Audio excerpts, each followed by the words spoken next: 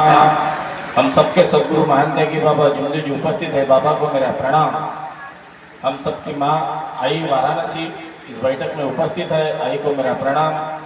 इस चर्चा बैठक के अध्यक्ष परम पूज्य परमात्मा एक सेवक मंडल के संचालक हमारे बड़े बंधु आदरणीय महेंद्र सिंह जी गुरबेले साहब, इन्हें मेरा नमस्कार। या प्रमुखता से उपस्थित इस परिवार के मार्गदर्शक सम्मान्य जाम्बरे साहब, इन्हें मेरा नमस्कार। उपस्थित इस चर्चा बैठक के संचालक साहब को मेरा नमस्कार। यहाँ उपस्थित सभी के नाम मेरे को पता नहीं है क्योंकि मैंने इसके पहले सुना नहीं। सभी आदरणीय मार्गदर्शक मंडली, ज्येष्ठ सेवक, ज्येष्ठ कार्यकर्ता, सेवक सेविका, बाल सेवक, आप सभी को मेरा नमस्कार। मैं पहले बोल देता हूँ कि मैं मराठी हूँ और मेरे को ज्यादा हिंदी आती नहीं। समझती जरूर है लेकिन बोलने का सराव नहीं है। फिर भी अभी यहाँ पहुंचा हूँ। गुरुबेले साहब ने रात में फोन किया, आज मेरी जरूरी मीटिंग थी कलेक्टर ऑफिस में, फिर भी वो छोड़ के मैं इधर आया हूँ क्योंकि यह भगवत कार्य है। पहुंचने में देरी हुई लेकिन एक बात की खुशी है कि हमारे सभी रिश्तेदार मुझे यहाँ मिले। बाबा ने जो ये मानव धर्म बनाया और सेवक का रिश्ता जो आप और हमारे बीच में जोड़ा, इससे बड़ा रिश्ता मेरे रिश्तेदारी में भी नहीं है। मैं जहां जहां जाता हूँ वहां वहां मेरे सब रिश्तेदार मिलते हैं। वो कौन जात के है, कौन गांव के है, कौन समाज के है, ये जरूरी नहीं है। बाबा ने हमें इंसान बनाया और एक इंसान से दूसरे इंसान से परिचय करवाया, सत्य, मर्यादा, प्रेम सिखाया और ये जो रिश्ता बना, इससे बड़ा रिश्ता दूसरा कहीं नहीं मिलेगा। आप मेरे भाई बहन सब यहाँ मिले, आप सभी को मैं तहे दिल से नमस्कार करता हूँ। अच्छे अच्छे मार्गदर्शन यहाँ हुए। ये चर्चा बैठक हमारे सेवकों की स्याला है। कुछ शब्दों में फर्क आएगा, आप समझ लीजिएगा। आपका भाई हूँ मैं, आप मेरे भाई हो। मराठी आ जाएंगे बीच बीच में। तो ये स्कूल में हम पढ़ने के लिए आए हैं। हमें बहुत कुछ पढ़ना है। इस स्कूल में 4 तत्व, 3 शब्द, 5 नियम, हमें आए हुए अनुभव, हमारे महान त्यागी बाबा जुंदू जी ने जो कार्य किए, जो त्याग किया, उनका जीवन चरित्र, हमारे आई मातोश्री वाराणसी ने बाबा को जो साथ दिया, उनकी भी तपश्चर्या बहुत बड़ी है, आई की भी। उसी प्रकार सुबह की विनंती और सायंकाल की प्रार्थना, इसके सिवा हमें इधर उधर देखने की गरज नहीं है। ये 2-4 ही बातें हैं। अगर ये 2-4 बातें हमको समझ गई है तो हमें इस विश्व में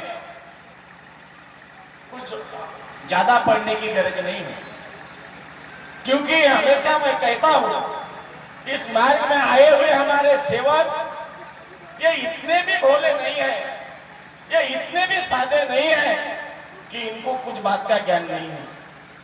हमेशा कहता हूं कि ये मार्ग में आया हुआ हर एक सेवक 12 घाट का पानी पीकर आया है। ये एकाएक इस मार्ग में नहीं आया। आप सोचिए, जरा विचार कीजिए कि लोग बोलते थे कि एक परमात्मा का मार्ग है, बाबा जुंदू जी का मार्ग है, ये जो एक मानव धर्म है, इसमें जाएंगे। कोई बोल रहा आ जाओ, सुख मिलेगा। हम बोलते थे क्यों आएंगे? अरे हमारे पास तो 36 कोटी है, हमारे गांव में है, हमारे पास बहुत सारे पंडा पुजारी हैं, बड़े बड़े मंदिर हैं और सब कुछ हमारे पास है। ये सब छोड़ के एक भगवान के पास क्यों जाएंगे हम? लोग क्या बोलेंगे? ये विचार मेरे दिल में आया था मार्ग में आने से पहले और मेरे को लगता है कि आप सभी मेरे भाइयों के दिल में भी कदाचित आया होगा। क्यों जाएंगे हम? क्यों? क्योंकि हमको सत्य की जांच नहीं थी, हम सत्य को नहीं पहचानते थे, हम भगवान को कहां कहां ढूंढते थे, लेकिन भगवान मिलने का नाम नहीं।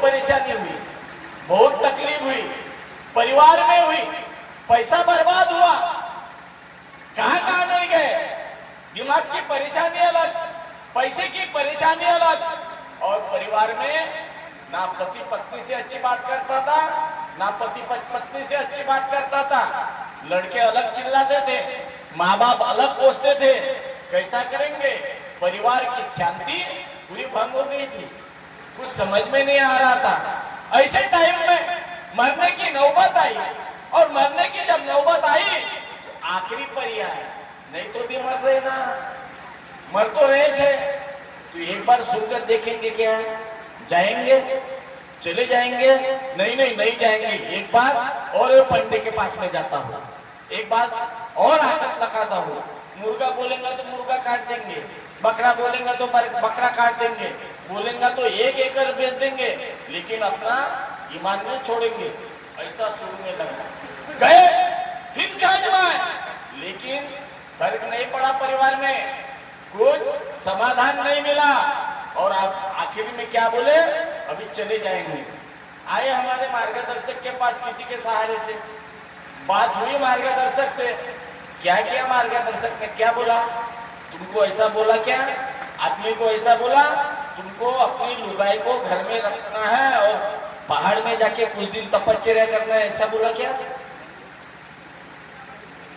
कुछ टोटका करके दिया गया, कुछ धागा बना के दिया गया, कुछ नींबू भर के दिया गया, कुछ भी नहीं दिया। क्या बोला कि पुराने विचार छोड़ने पड़ेंगे आपको, और भगवान को मरने का वचन देना पड़ेगा, और एक भगवान के नाम पे आखिर तक रहना पड़ेगा, यही बोला ना मार्गदर्शक साहब ने। बाकी पैसे वैसे लिया क्या, कुछ भी नहीं लिया। और जब हमने भगवान को शब्द दिया, घर की साफ सफाई किया, सादे कार्य की शुरुआत हमने हमारे घर में किया, सादे कार्य 3 दिन के जो जलाई, और अनुभव आया आपको, मेरे को तो आया है कि सादे कार्य में 3 दिन के कार्य में मेरे घर की अलावला दूर हो गई। सादे कार्य में उस दिन मेरे घर में भगवान की प्रतिमा नहीं थी, मेरे घर में कोई मूर्ति नहीं थी, मेरे घर में कोई भगवान की फोटो नहीं थी, फिर कृपा कैसे प्राप्त हो गई, वो दुख कैसे दूर हो गए, ये सोचने लायक बात है। और ये बात को जो आदमी जानेगा वो कभी भूल नहीं सकता। ये पहला दिन है, हम जिस दिन इस मार्ग में आए, वो पहले दिन की याद हमको मरे तक रखना है, आखिरी दिन तक रखना है, और जो भी सेवक वो पहले दिन की याद आखिर तक रखेगा, वो जिंदगी में कभी दुखी नहीं हो सकता। बाबा ने आज ये मानव धर्म बताया, ये मानव धर्म एक मामूली नहीं है, ये मानव धर्म में पूरे विश्व को ज्ञान देने की क्षमता है, ये मानव धर्म इंसान को इंसान बनाता है। फिर एक प्रश्न हमारे दिल में उठता है, क्या हम पहले इंसान नहीं थे, मार्ग में आने के पहले क्या इंसान नहीं थे? अरे इंसान तो थे, इंसान के पेट से हमारा जन्म हुआ, हम इंसान तो पैदा हो गए, लेकिन हमारे कर्म जो थे वो भटक गए थे, हमारे विचार थे वो भटक गए थे, और हमने इंसानियत छोड़ी थी। इसलिए हम अपने आईने से देखते थे, हमारी नजरों से देखते थे, ये कुंभी है, वो तेली है, ये शेड्यूल कास्ट है, वो शेड्यूल ट्राइब है, ये जात का है, वो उस जात का है, ये धर्म का है, वो धर्म का है, ये नजर बन गई थी हमारी। आज बाबा ने इस मार्ग में आने के बाद में हमारे नजर में जो भी हमारे सामने आता है वो हमको सेवक दिखता है। क्या दिखता है? सेवक दिखता है। जो भी हमारे सामने आता है वो हमें इंसान दिखता है, और इंसानियत का रिश्ता बाबा के इस मार्ग की वजह से तैयार हुआ, तुम्हारा हमारा रिश्ता बन गया। अभी हम कभी कहीं पे भी मिलते हैं, सेवक भाई नमस्कार बोलते हैं, इस चर्चा बैठक में आते हैं, बाबा को प्रणाम करते हैं। आज देखो ये चर्चा बैठक जो बाबा ने दी, ये हमारी पाठशाला है, या हमें बहुत कुछ सीखने को मिलेगा। बहुत बार हम भगवान को शरण जाएंगे, बहुत बार हम उस भगवान का नाम लेंगे। बाबा ने बताया हर इंसान के अंदर भगवान की जागृति है, बताया बाबा ने, भगवान का है हर एक इंसान के दिल में है। क्योंकि हमारे घर में भगवान की प्रतिमा नहीं थी, सादे कार्य में हमारे घर के दूर दूर हो गए, प्रतिमा थी क्या? नहीं थी। लेकिन जागृति मिली क्या? नहीं मिली? मिली। हमें अनुभव मिला क्या? नहीं मिला? मिला। तो फिर भगवान का है हर इंसान के दिल के अंदर है, उसको पहचानना है। अभी पहचानोगे कैसे? ये सूरज एक है, सूरज समझता है ना, सूरज सूरज है, सब बोलेंगे एक है, मैं बोलता हूं नहीं ज्यादा है। अभी जब सूरज निकलेगा 1,50,000 या 10-25 आईने रखना कभी एक लाइन में, और वहां देखना तुम, हर आईने में आपको सूरज दिखेगा। दिखेगा कि नहीं दिखेगा? हर आईने में दिखेगा सूरज, उसका प्रतिमा दिखेगी। आईने रखे तो फिर सूरज एक है, आईने 50 रखे, वो एक सूरज 50 आईनों में क्यों दिख रहा है? साइंटिफिक कारण अलग है, बराबर है कि नहीं? फिर हमारा भगवान एक है, लेकिन वो हर इंसान के दिल में है। कोई कोई लोग बोलते हैं, तुम बोलते इधर की परमात्मा एक, क्या बोलते तुम? परमात्मा एक। और दूसरी बात क्या बोलते हैं कि वो हर इंसान के दिल में है। तो फिर यहाँ पर इंसान कितने बैठे हैं? इतने लोगों के दिल में है तो परमात्मा कितने हो गए? फिर इतने अगर परमात्मा हो गए तो फिर एक क्यों बोल रहे हैं? बोलते कि नहीं बोलते? आज यहाँ पे बारिश हो रही कि नहीं हो रही? बारिश हो रही है, ये पानी बूंद बूंद से आ रहा है, तुम्हारे गांव में गिर रहा है। ये गिरने के बाद में कहा जा रहा है? नाली में। नाली से कहा जा रहा है बड़े नाले में, बड़े नाले से कहा जा रहा है नदी में, एक नदी से जा रहा है बड़े नदी में, बड़े नदी से जा रहा है उससे बड़े नदी में, और लास्ट में ये पूरा पानी कहा जा रहा है? समुद्र में जा रहा है। जा रहा है पूरा पानी समुद्र में। तुम्हारे गांव का जा रहा है, मेरे गांव का भी जा रहा है समुद्र में। गुरु बेले साहब का पानी वो भी समुद्र में जा रहा है। ये जितने गांव में एक एक बूंद गिर रहा पानी, ये पूरा का पूरा पानी समुद्र में जमा हो रहा है। फिर आ कहां से रहा है? फिर ये पानी ये आ कहां से रहा है? वो समुद्र में जो पानी गया उसकी वाप बनी है, वो वाप ऊपर गई और घूमते घूमते उसका ढक बना। ऊपर में वो ढक घूमने लगा, उसको लगा इधर के किसान भूखे हैं, इनके खेत को पानी चाहिए, वो तुम्हारे गांव में आया और आज थेम थेम। जैसा समुद्र एक है उसी तरह हमारा परमात्मा एक है, और जो हर एक के दिल में जो हम बसते बोलते हैं उसका मतलब थेम थेम गिरने वाला ये बारिश है, वहीं से आया है और वहीं पे जाना है। ये समझना चाहिए, ये समझने की बात है। अभी मैंने पहले बताया था कि सूरज एक है, लेकिन वो सभी आईनों में क्यों दिखता है? दिखता तो है, लेकिन आप एक काम करिए, 10 आईने रखिए, 10 में वो सूरज दिखेगा। फिर एक काम करना, थोड़ी सी बारीक वाली मट्टी लेना और एक आईने पे फेंक देना, वो धुंधला हो जाएगा। वहां के जो सूरज है वो स्पष्ट रूप से दिखेगा कि आपको उस आईने में नहीं दिखेगा। क्यों नहीं दिखेगा? वहां पे मट्टी आई है ना उसके ऊपर। वैसा हमारे जिंदगी में भी हो रहा है। हम इस मार्ग में आ रहे हैं, बाबा को वचन भी दे रहे हैं, और देने के बाद में घर में अच्छे कार्य कर रहे हैं। और जब दुख था, जब हमारे परिवार में पीड़ा थी, तब हमारा सुबह शाम बाबा बाबा चलता था। बाबा ध्यान देना, बाबा बाबा मैंने सब कुछ छोड़ा, बाबा बाबा मैं आपको कभी नहीं छोड़ूंगा, बाबा बाबा तू मेरे को मेरे परिवार का दुख दूर कर। बाबा बाबा ने दुख दूर किए, अच्छे खासे हो गए, पैसा आने लगा, और फिर हमारे दिल में फिर से पुराने विचार आने लगे, और फिर से पुराने विचार आने के बाद में हमारा दिल धुंधला गया। जैसे आईने में हम मट्टी डालते हैं और धुंधला जाता है तो प्रतिमा हमको क्लियर नहीं दिखती, उसी तरह भगवान हमारे प्रपंच में काम करता है। इसके तरफ भी ध्यान देना जरूरी है। ये मार्ग एक दिन का नहीं है,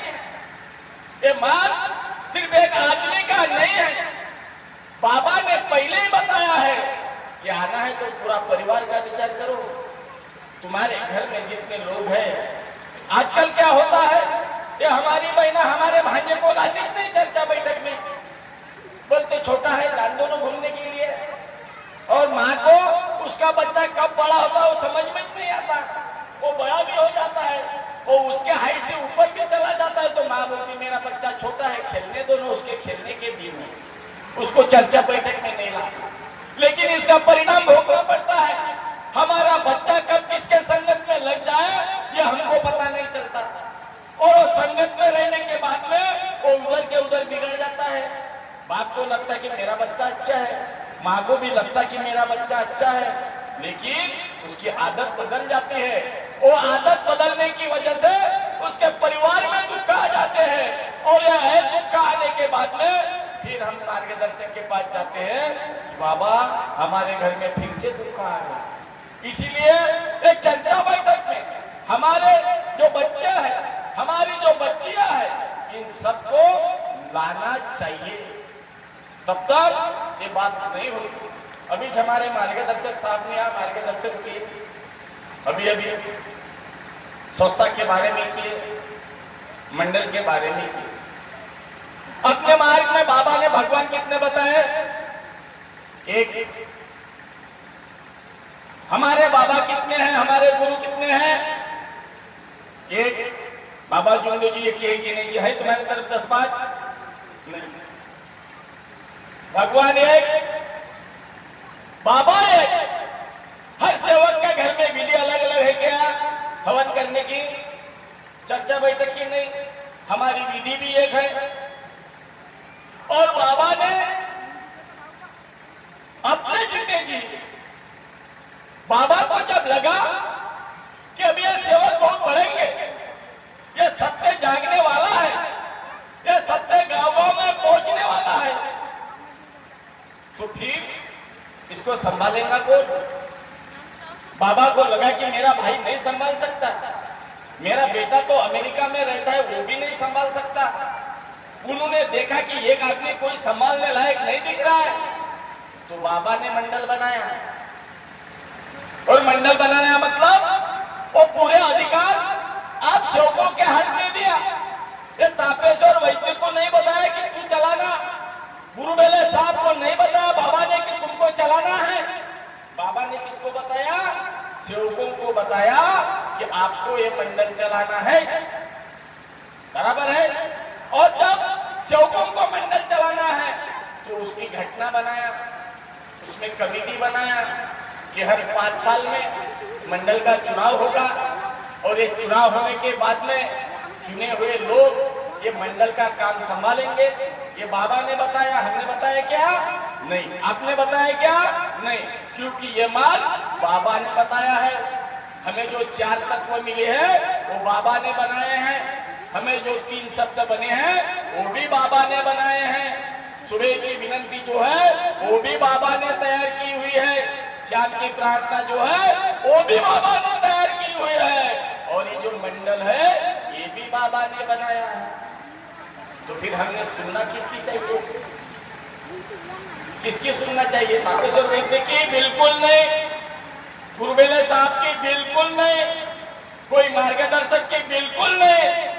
जो बाबा ने बताया है, अरे जिन्होंने मेहनत किया, जिन्होंने त्याग किया, एक भगवान को प्राप्त किया, तत्व शब्द नियम का ज्ञान दिया, सुबह की विनंती शाम की प्रार्थना बताया, और पूरे मानव जात को बताया कि आपको सत्य के लिए जागना है।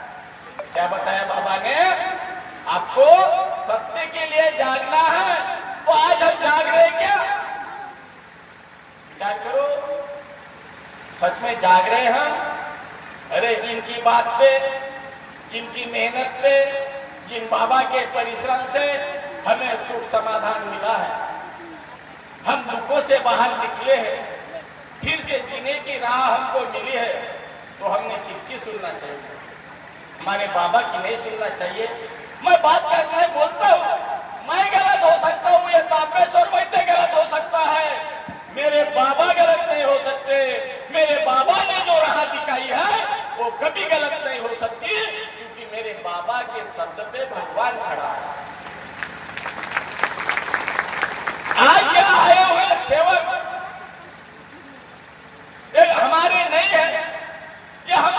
बाबा के हैं और ये बाबा के विचारों पे चलने वाले सेवक हैं करके हमारा और आपका रिश्ता है। जिस दिन वो सेवक बाबा के विचार छोड़ के जाएगा वो हमारा रिश्तेदार नहीं हो सकता, नहीं हो सकता। हमारे विचार नहीं जुड़ेंगे उनके साथ, फिर कैसा हमारा रिश्तेदार।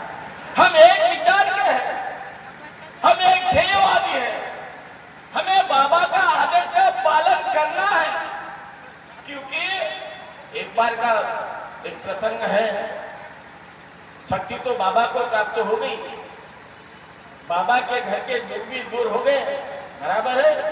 फिर भगवान ने बाबा को क्यों बोला कि मैं भगवान हूं, तू मानव है, मैं मानव पे कदापि विश्वास नहीं करता क्योंकि मानव बेईमान है। क्यों बोला होगा भगवान ने?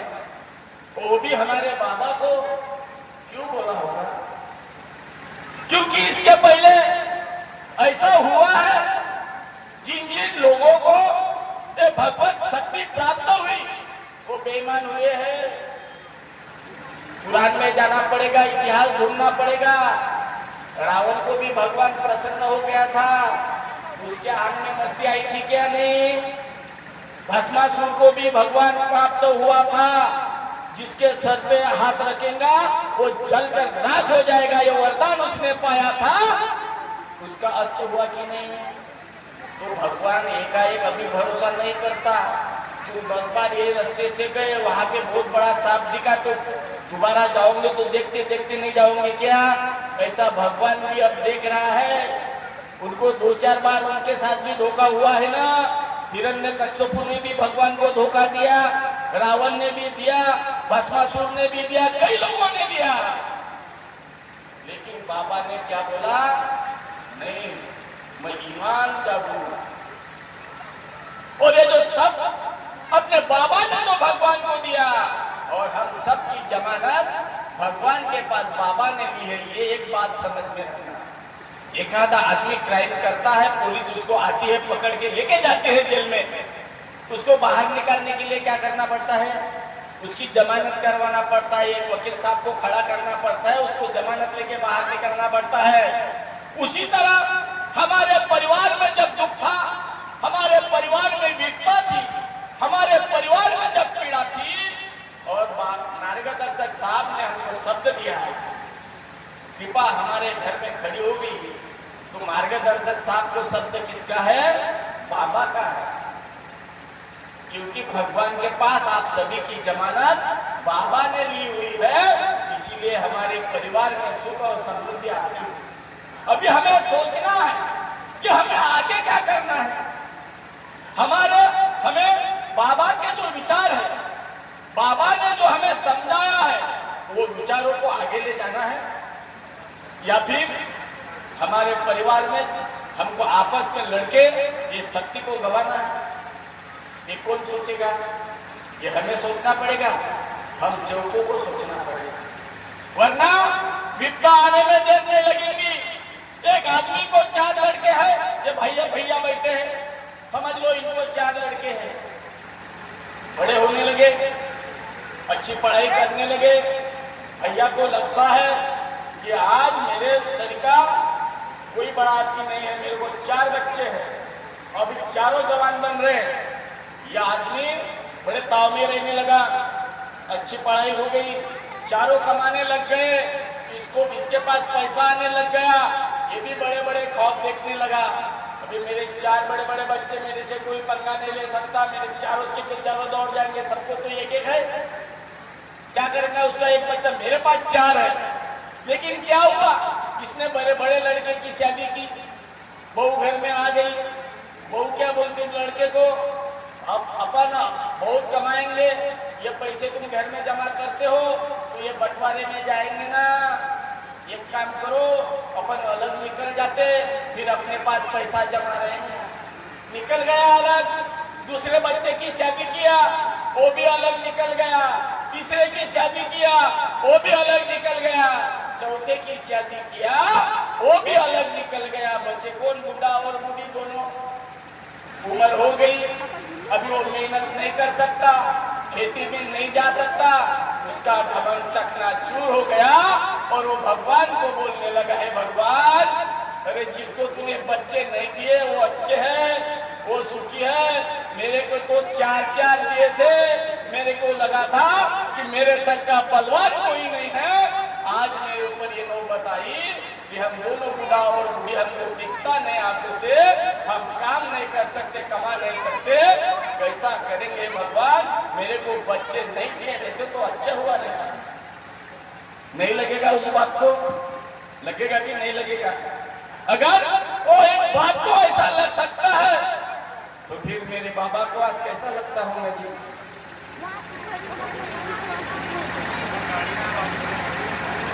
खुश होंगे हमारे बाबा?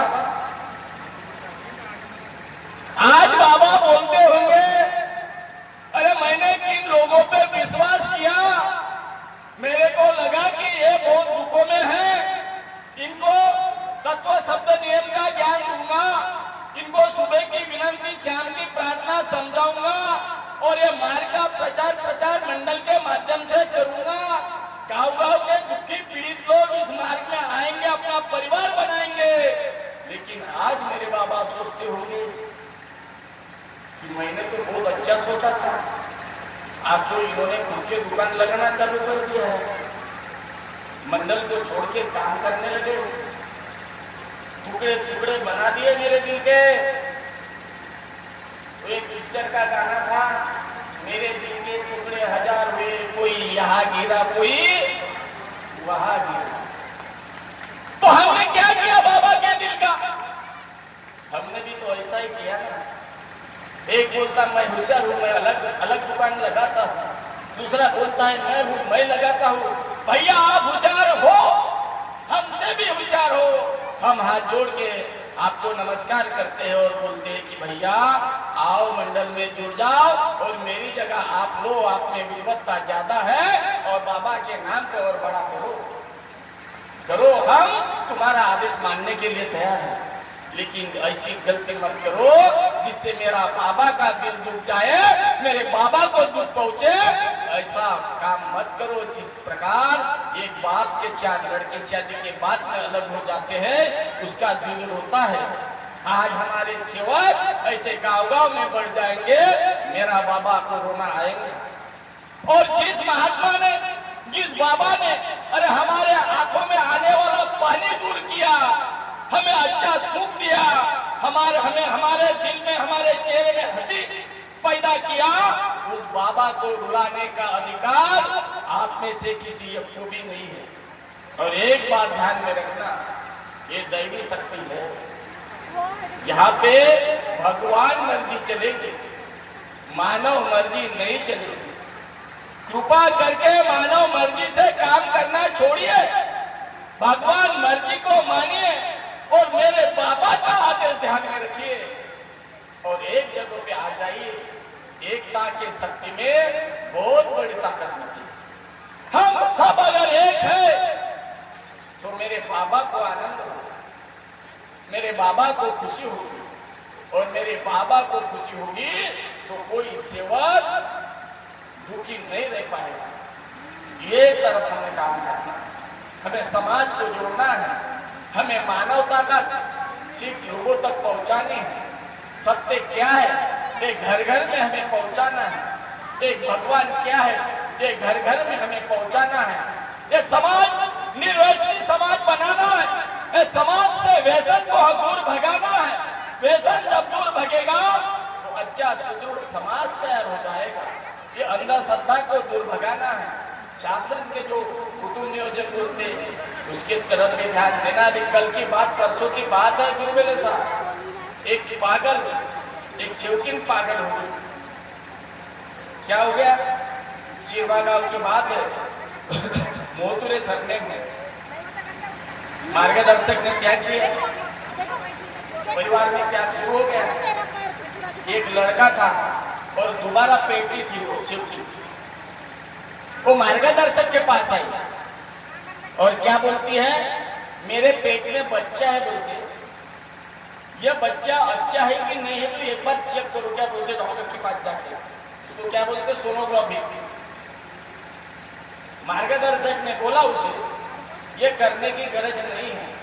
तुम भगवान के बोलो, जो भी होगा अच्छा होगा।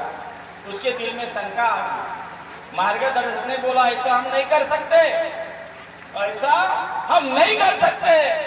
फिर वो बाई अपने घर वाले के पीछे लगी, बोले मार्गदर्शक को क्या पता चलेगा, अपन चुपचाप डॉक्टर के पास जाएंगे और सोनोग्राफी करके वापस आएंगे।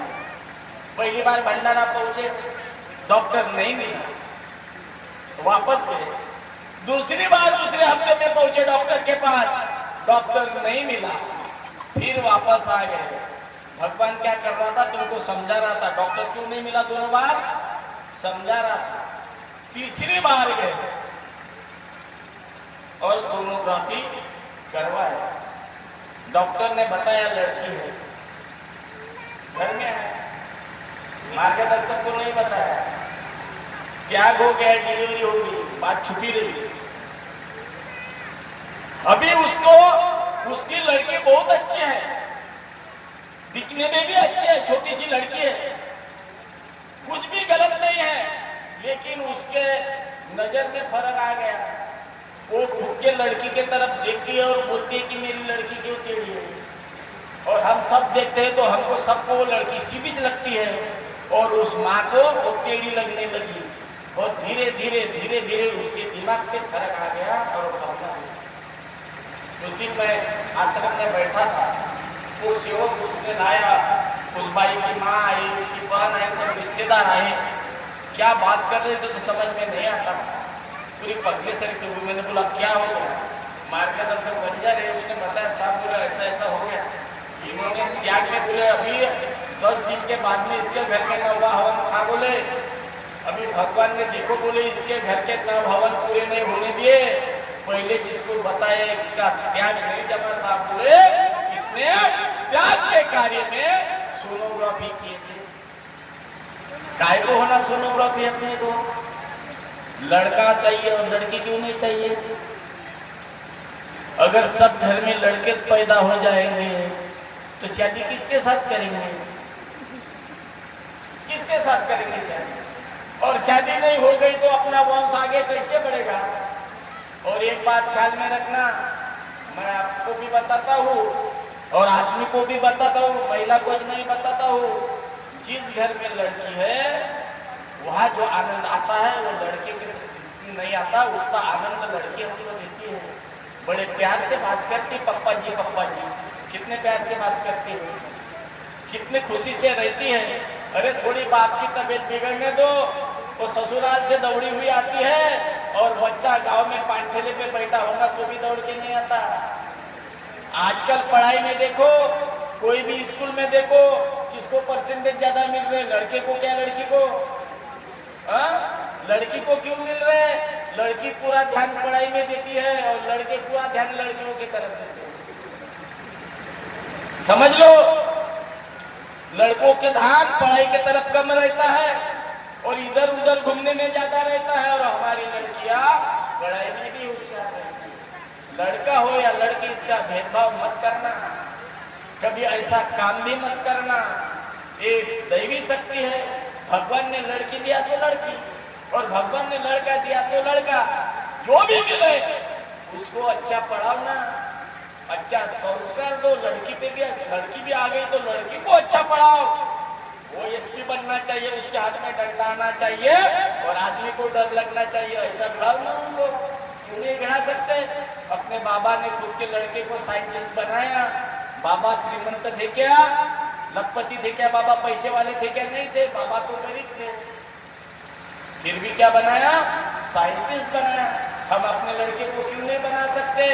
आज जिस दिन हमारे सेवकों के परिवार में हमारे बच्चे को अच्छी सीख मिलेंगी, अच्छा क्वालिफिकेशन मिलेगा, अच्छे अच्छे अहदों पे हमारे लड़के जाएंगे, उस दिन हमें महान त्यागी बाबा जुमदेव जी के विचार हमारे समझ में आए, ये समझ लेना।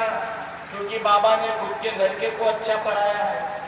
क्या कमाते थे बाबा ने, तो मांगा चलाया ना, बनाया ना लुगड़ा। तुम्हारे तरफ क्या बोलते हैं उसको, पातड़ बोलते नहीं, पातड़ लुगड़ा जो भी बोलते हो, बाबा ने वो भी काम किया। और लुगड़ा बनाते थे बाबा, लुगड़ा पातड़। पातड़ कैसे बनता है?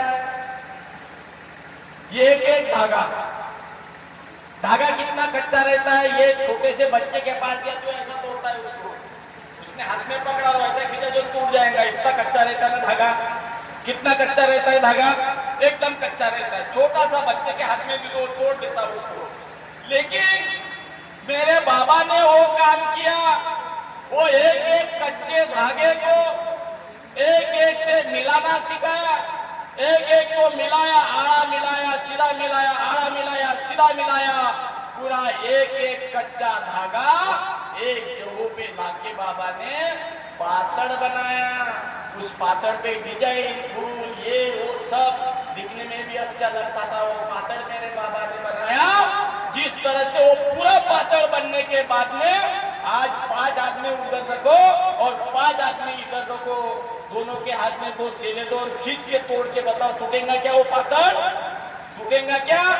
नहीं टूट सकता वो पातड़। एक इतना कच्चे धागे से उतना बड़ा मजबूत कापड़ बन सकता है। तो हमारे शरीर के लाखों करोड़ों जो दुखी कष्टी परिवार है, ये एक जगह पे अगर सत्य के लिए खड़े हो गए तो ये देश बदलने में देर नहीं लगेगी, ये देश से व्यसन भगने में देर नहीं लगेगी, ये देश से अंधश्रद्धा दूर जाने में देर नहीं लगेगी और इंसान खड़ा करने में भी देर नहीं लगेगी। इस देश में भाईचारा आएगा, इस देश में प्रेम आएगा, सत्य के लिए दुनिया जगेगी और उसका श्रेय सिर्फ मेरे बाबा को जाएगा। लेकिन मेरा बाबा का नाम बड़ा होने में तुम्हारा, तुम्हारा, मेरा और सबका थोड़ा थोड़ा तो भी योगदान जरूरी है। इसलिए मैं सभी सेवक भाइयों से विनती करता हूँ कि आज तो भी समझ जाइए, इधर उधर की बातें मत कीजिए। ये बाबा ने मंडल बनाया है, बाबा ने सेवक को खड़ाया है, बाबा ने एक ख्वाब देखा है कि ये सत्य के लिए देश को जगाना है, तो सत्य के लिए आप सब खड़े हो जाइए। एवढी विनंती करता हूँ और मेरे 2 शब्द पूरे करता हूँ।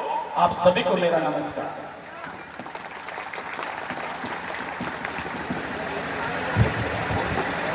धन्यवाद। परम पूज्य परमात्मा एक सेवक मंडल के संचालक महोदय परम आदरणीय वैद साहब, आपने मानव धर्म संबंधी बाबा ने किस प्रकार से हम मानव को जगाने का कार्य किया, इसलिए कहना चाहूंगा कि बाबा बाबा सबको ही कहे, बाबा बाबा सबको ही कहे, बाबा कितने दूर, बाबा ईमानदारों के बीच रहे, बेईमानों से दूर, बेईमानों से दूर। धन्यवाद।